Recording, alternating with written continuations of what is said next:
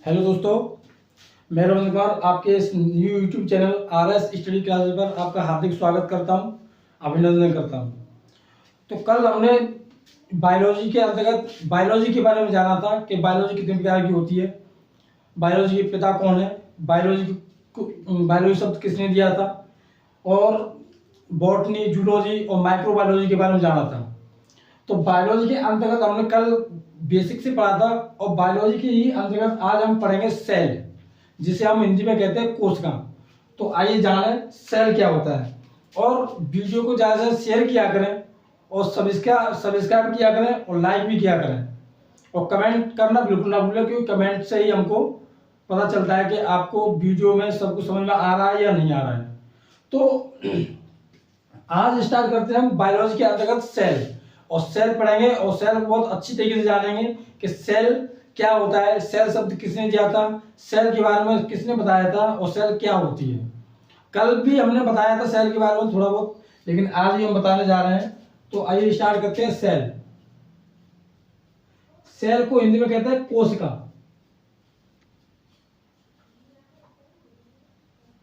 कोशिका, तो कोशिका की खोज किसने की थी? अक्सर सबने पढ़ा होगा, और मैंने ही पढ़ा है और आप लोगों ने भी सबने पढ़ा है। तो सेल की खोज रॉबर्ट हुक ने की थी। किसने की थी? अगर देखें तो सेल की खोज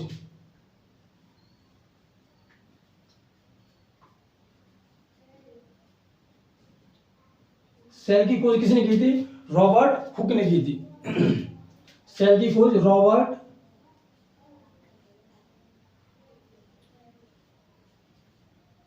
हुक ने 1665 ईस्वी में की थी।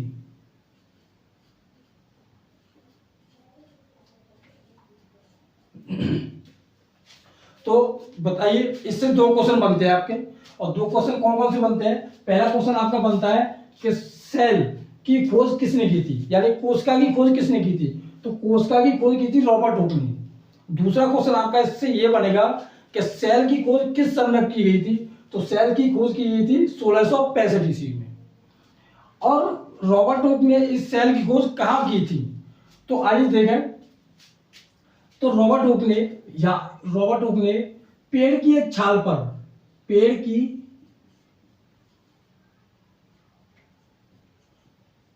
छाल पर देखा था। पेड़ की छाल पर देखा उसने, तो उस पर क्या देखा उसने? जो छाल पर देखा उसने एक जाल सा देखा था। उसने जाल सा कैसा देखा था? उसने जाल सा ऐसा देखा था जैसे मधुमक्खी का छत्ता होता है,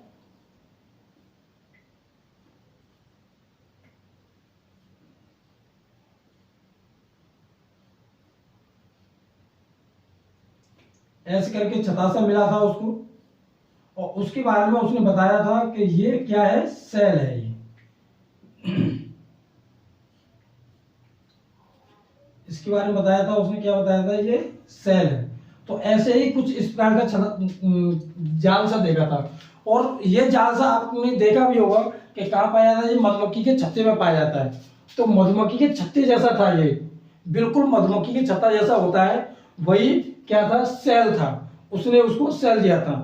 तो रॉबर्ट हुक ने सेल यानी कोशिका की खोज की थी, लेकिन कैसी कोशिका की खोज की थी? तो रॉबर्ट हुक ने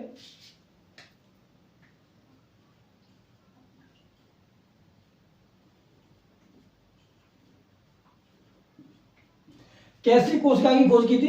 रॉबर्ट हुक ने मृत कोशिका की खोज की थी। किसकी? मृत कोशिका की। मृत कोशिका की खोज की थी। अच्छा, इससे दो क्वेश्चन और बनते हैं कि जैसे रॉबर्ट हुक ने किस प्रकार की कोशिका की खोज की थी? तो कैसी की थी? मृत कोशिका की, यानी वो जीवित कोशिका नहीं थी, वो कैसी थी? मृत, मरी हुई थी।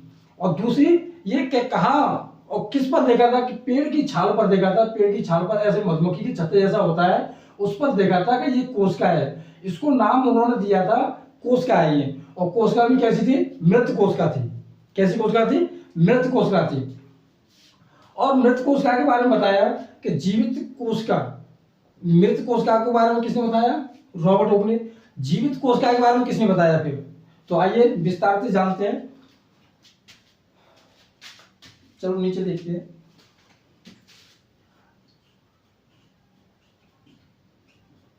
जीवित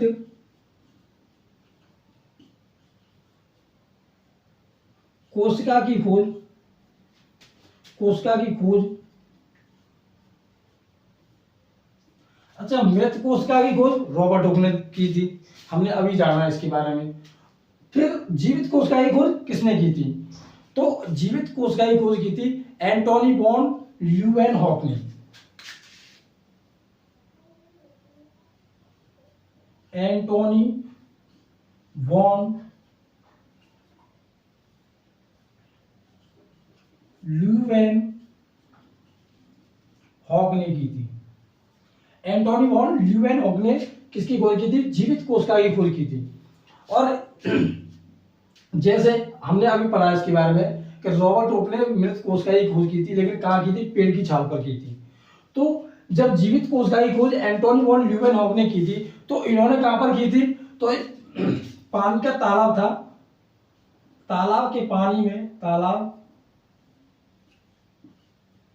के पानी में, तालाब के पानी में खोज की थी। तालाब के पानी में कैसे? कि आप देख, जैसे कि एक ये क्या है, एक तालाब है मान लो, तो इसमें क्या है? ये पानी भरा हुआ है, इसमें ये पानी भरा हुआ है, ये पानी भरा हुआ है। और पानी भरा हुआ है, उसमें क्या किया कि एंटोनी वॉन ल्यूवेनहॉक ने माइक्रोस्कोप के द्वारा, सूक्ष्मदर्शी के द्वारा, माइक्रोस्कोप के द्वारा इसमें देखा गया। तो माइक्रोस्कोप के द्वारा इसमें देखा गया, तो इसमें क्या हुआ? तो इसमें उसने इस प्रकार के कुछ छोटे छोटे जीव देखे थे, इस प्रकार के छोटे छोटे जीव देखे थे। तो इनको उन्होंने नाम दिया, ये सूक्ष्म जीव हैं, ये सूक्ष्म जीव थे। ये क्या थे? सूक्ष्म जीव थे। और इन्हीं जीवों पर जीवित कोशिका की खोज की थी किसने? एंटोनी वॉन ल्यूवेनहॉक ने। मैं बार बार यही चीज दोहरा रहा हूं कि आपको याद करने में दिक्कत ना हो, ताकि जो भी मैं पढ़ा रहा हूं वो आपको वीडियो में ही याद हो जाए। तो देखो, मैं दोबारा से इसको रिवाइज करवा देता हूं, फिर मैं इसको मिटाऊंगा। तो देखो, सेल, कोशिका, सेल की खोज किसने की थी? यानी कोशिका की खोज किसने की थी? रॉबर्ट हुक ने की थी, 1665 ईस्वी में की थी। कितने में? 1665 ईस्वी में। फिर क्या हुआ?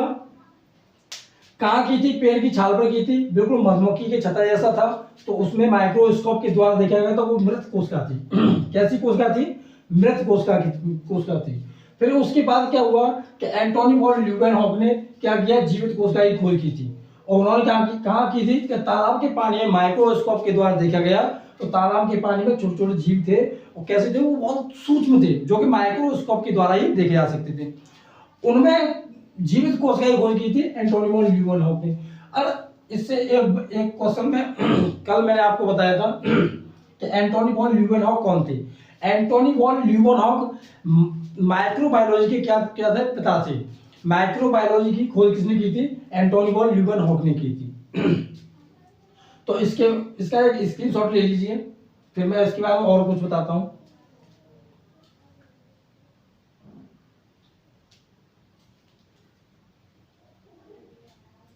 चलो, स्क्रीनशॉट आपने ले लिया होगा। तो अब यहां से आगे एंटोनी वॉन ल्यूवेनहॉक के बारे में बता देता हूं कुछ और।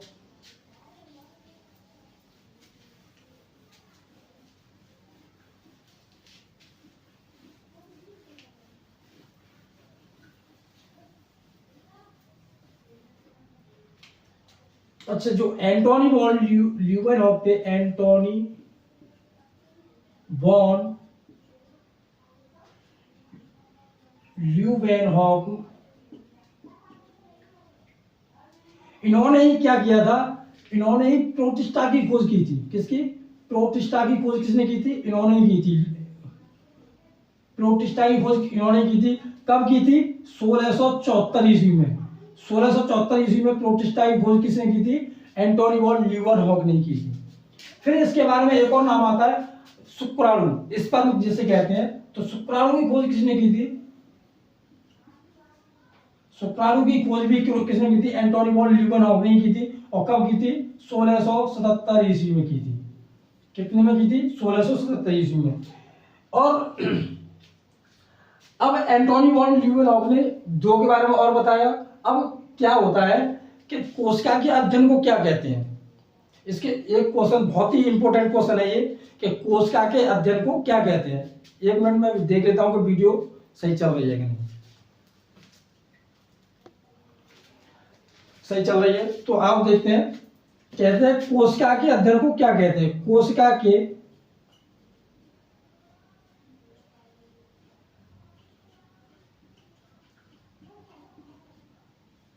अध्ययन को क्या कहते हैं?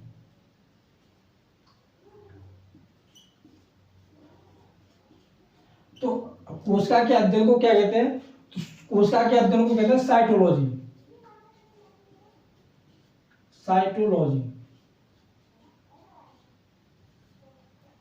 कोशिका के अध्ययन को क्या कहते हैं? साइटोलॉजी कहते हैं। अब बहुत ही इंपॉर्टेंट और बहुत ही ज्यादा क्वेश्चन ये पूछे जाने वाला क्वेश्चन है कि कोशिका के अध्ययन को क्या कहते हैं? कोशिका के अध्ययन को साइटोलॉजी कहते हैं। अच्छा, ये साइटोलॉजी शब्द दिया किसने था?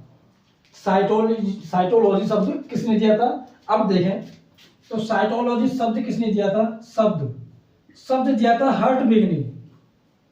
हर्टविग ने ये शब्द दिया था साइटोलॉजी शब्द। किसने दिया था? हर्टविग। ये वैज्ञानिक थे जिन्होंने साइटोलॉजी शब्द दिया था, हर्टविग। तो देखो फिर इसके बारे में एक और जाना जाता है कि आधुनिक कोशिका विज्ञान के जनक कौन थे? आधुनिक कोशिका विज्ञान के जनक कौन थी? एक और क्वेश्चन इसमें, एक क्वेश्चन ये हो गया, एक क्वेश्चन और आता है इसमें। आधुनिक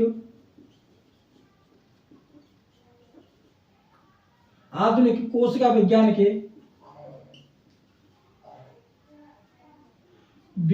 जनक।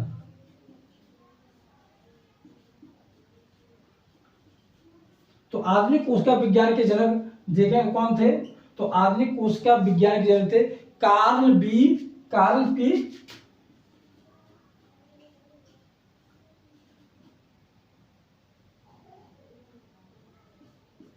Karl P स्वानसन।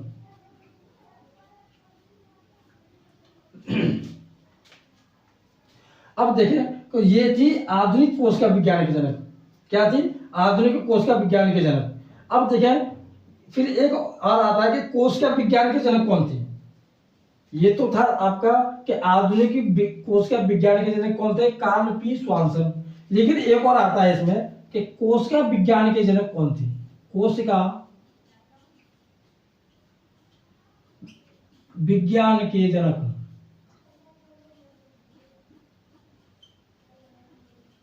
कोशिका विज्ञान के जनक कौन थे? तो कोशिका विज्ञान के जनक थे रॉबर्ट हुक। कौन थे? रॉबर्ट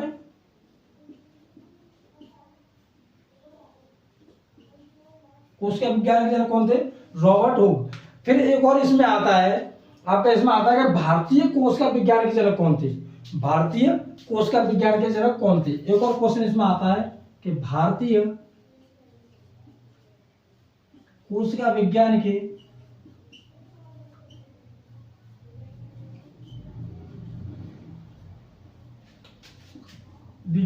जनक। तो भारतीय कोशिका विज्ञान के जनक कौन थे? अरुण शर्मा। कौन थे? अरुण शर्मा।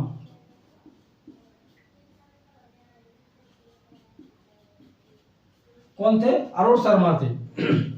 अब यहां से आगे हमने देखा कि ये 4-5 क्वेश्चन बहुत ही ज्यादा इंपॉर्टेंट है और आप इसका एक स्क्रीनशॉट ले लीजिए। पहले स्क्रीनशॉट आपने ले लिया होगा, फिर इसके बारे में एक बार और पढ़ेंगे इसके बारे में कि एंटोनी वॉन ल्यूवेनहॉफ कौन थे? इन्होंने क्या किया था? जीवित कोशिका की खोज की थी। जीवित कोशिका की खोज की थी और प्रोटिस्टा की भी खोज की थी और शुक्राणु की भी खोज इन्होंने की थी। प्रोटिस्टा की खोज 1674 ईस्वी में की थी, शुक्राणु की खोज 1677 ईस्वी में की थी। फिर क्या किया कि कोशिका के अध्ययन को क्या कहते हैं? ये बहुत इंपॉर्टेंट क्वेश्चन है, इसको वेरी वेरी इंपॉर्टेंट लिखिएगा। ये क्वेश्चन आता ही आता है, वेरी वेरी इंपॉर्टेंट लिख लेना इसको। कोशिका के अध्ययन को क्या कहते हैं? तो कोशिका के अध्ययन को कहते हैं साइटोलॉजी। फिर एक और क्वेश्चन बनता है कि आधुनिक कोशिका विज्ञान के जनक कौन है। आधुनिक कोशिका विज्ञान के जनक कौन है, तो उसके जनक कौन थे, कार्ल पी स्वानसन। कौन थे, कार्ल पी स्वानसन। इसके बाद देखते हैं कोशिका विज्ञान के जनक कौन थे। ये था आधुनिक कोशिका विज्ञान और ये है कोशिका विज्ञान के जनक। तो कोशिका विज्ञान के जनक कौन थे, रॉबर्ट हुक। फिर इसके बाद एक और आता है भारतीय कोशिका विज्ञान के जनक कौन थे। भारतीय कोशिका विज्ञान के जनक थे अरुण शर्मा। तो इसका भी एक स्क्रीनशॉट आपने ले लिया होगा वैसे, फिर भी तो मैं इसको मिटा देता हूं। अब जानेंगे सेल थ्योरी के बारे में। मैं इसको मिटा देता हूं।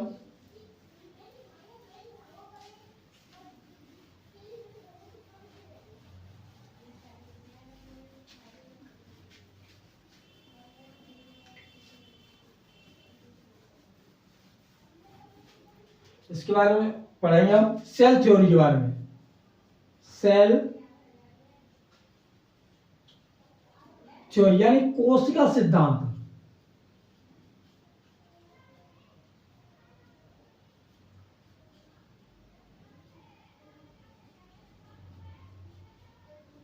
कोशिका सिद्धांत के बारे में जानेंगे। तो कोशिका सिद्धांत को पढ़ने से पहले मैं आपको बता दूं कि कोशिका सिद्धांत दो पर टिका हुआ है, दो प्रकार पर टिका हुआ है। नंबर 1 जंतु कोशिका, नंबर 2 पादप कोशिका। तो पहला आपका मैं लिख देता हूं यहाँ पर जंतु कोशिका यानी जंतु, और दूसरा मैं लिख देता हूं पादप। तो इन दोनों के बारे में हम पढ़ेंगे और कोशिका सिद्धांत के बारे में जानेंगे। तो जंतु कोशिका क्या है, तो जंतु कोशिका के बारे में आपको बताऊं तो जंतु कोशिका की खोज 1839 ईस्वी में की गई थी। 1839 ईस्वी में की थी और किसने की थी, थियोडोर स्वान ने। किसने, थियोडोर स्वान ने। थियोडोर स्वान ने की।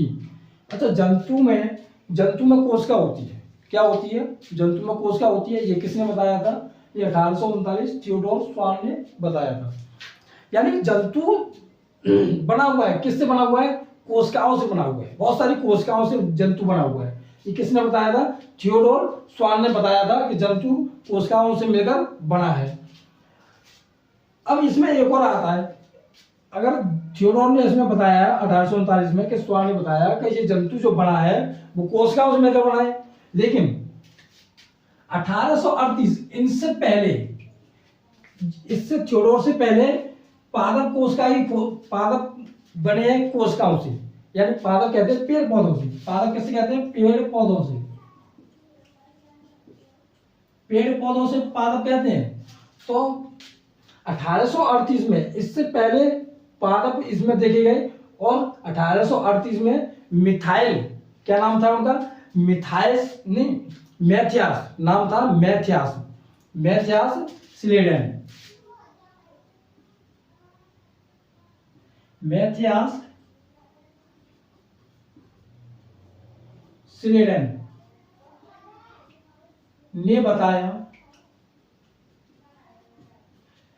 1838 ईस्वी में मैथियास स्लेडन ने बताया कि पादप कोशिकाओं से मिलकर बने हैं। बहुत सारी कोशिकाओं से मिलकर पादप बने हैं और 1838 मैथियास स्लेडन ने बताया था। एक चीज और बताई थी कि जंतु में कोशिका वृत्ति नहीं होती है। जंतु में क्या नहीं होती है, कोशिका वृत्ति नहीं होती है। इसमें लिख देता हूं मैं, जंतु में कोशिका वृत्ति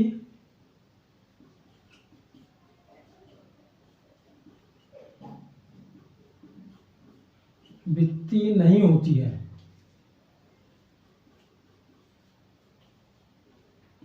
जंतु में कोशिका वृत्ति नहीं होती है, तो इसका मतलब किसमें होती है, पादप में होती है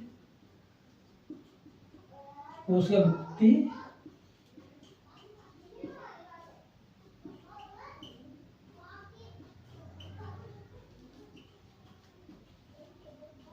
तो अगर जंतु में कोशिका वृत्ति नहीं है तो किसमें है, फिर पादप में कोशिका वृत्ति है।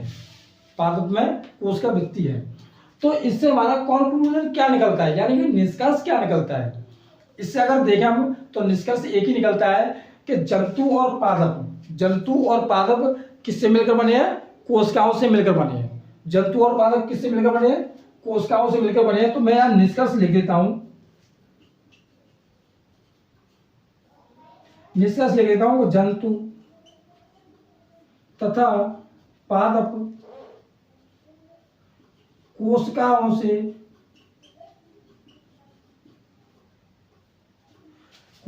से मिलकर बने हैं।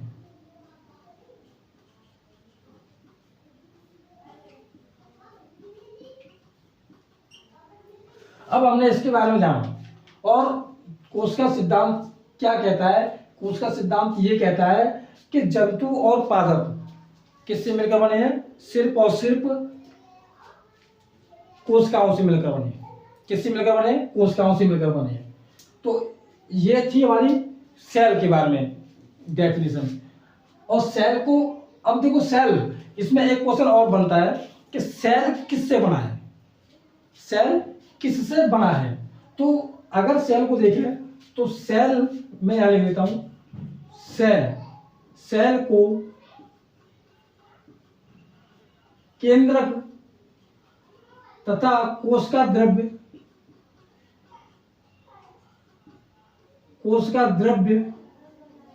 से बनाया गया है, से बनी है।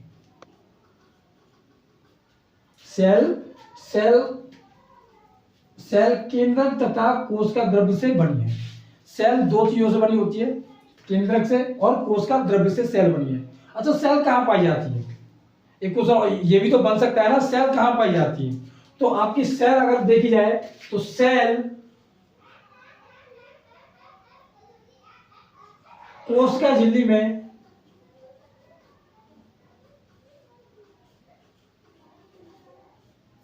में पाई जाती है।